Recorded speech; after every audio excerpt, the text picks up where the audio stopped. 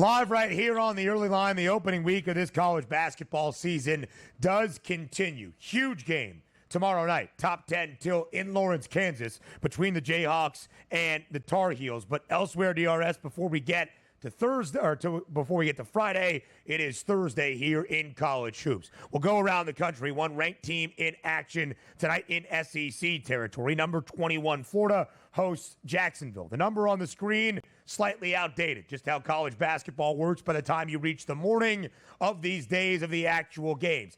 20.5 was the number. Florida now laying 23.5 against Jacksonville. And if you want to keep it under 24, you got to pay some juice. It's minus 120. If you can get in early on non-conference college basketball games, heck, even conference college basketball games, and the line works to your favor, it is always a very good sign. Sometimes when you see line and market movement, DRS, you're like, okay, people are wagering on that a ton, or maybe I'm getting the better of the number because I still feel very strongly this is the right side. In college basketball, more than most, if the market moves, it is for a reason. Florida now a 23.5-point favorite against Jacksonville tonight.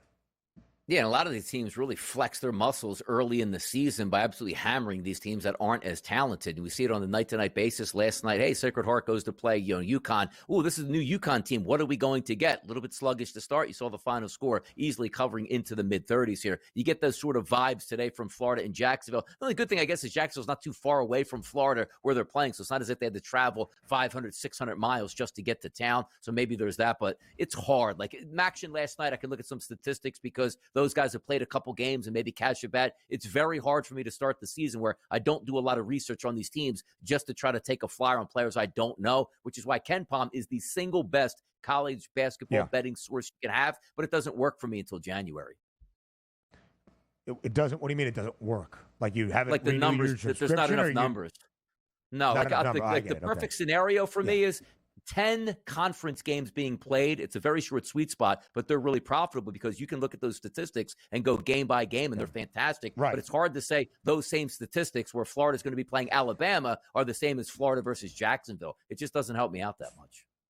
For sure, right? You have the power ratings and the projections of what Kenneth Pomeroy does, and they are very sound. Just for instance, we know Florida's going to be a really good offensive team. Walter Clayton there for Todd Golden. It's how they're going to do things in Gainesville. And they play at a fast tempo, 20th fastest right now in college basketball. Those numbers will become more secure, of course, as this season plays out, certainly by the time we get to conference action. Total 153.5. Florida did score 98 in its season opener against South Florida. Of course, a tough night for USF basketball after the sudden passing of their head coach, Amir Abdul-Rahim. So that was an interesting game. Florida did struggle early, but they ended up winning by 15, 98-83. Multiple Big Ten teams in action for their second games of the year. Wisconsin hosts Montana State. Montana State has been a tournament team here as of late. In fact, their head coach, Danny Sprinkle, now in Washington. 16.5-point spread in favor of the Badgers. Iowa, a slow start, but Peyton Sandford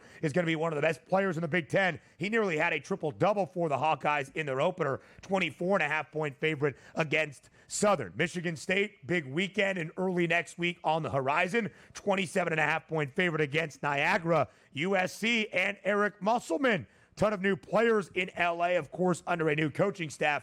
23.5-point favorite in the Galen Center against Idaho State. So many games we got up there. What is it, 6 total? I'm going to say you would go 4-2 worst-case scenario, laying the points in every one of those spots. What do you think about that? What do you think? I think that's right. Yeah. I think it's very fair, right?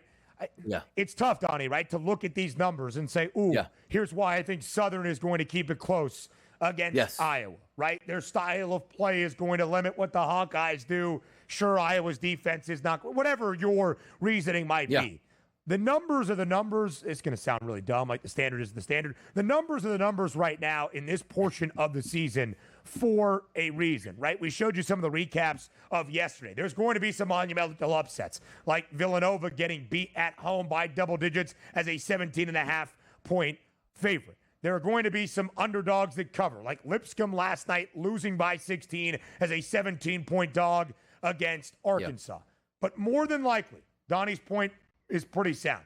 Connecticut was laying 34.5 last night. They win by 36. Rutgers was laying 17.5 last night against an NCAA tournament team in Wagner. They won that game by 23. Right? The edges are not monumental right now unless you really feel as though you have some. It probably makes sense to see hefty favorites and lay a couple of those prices.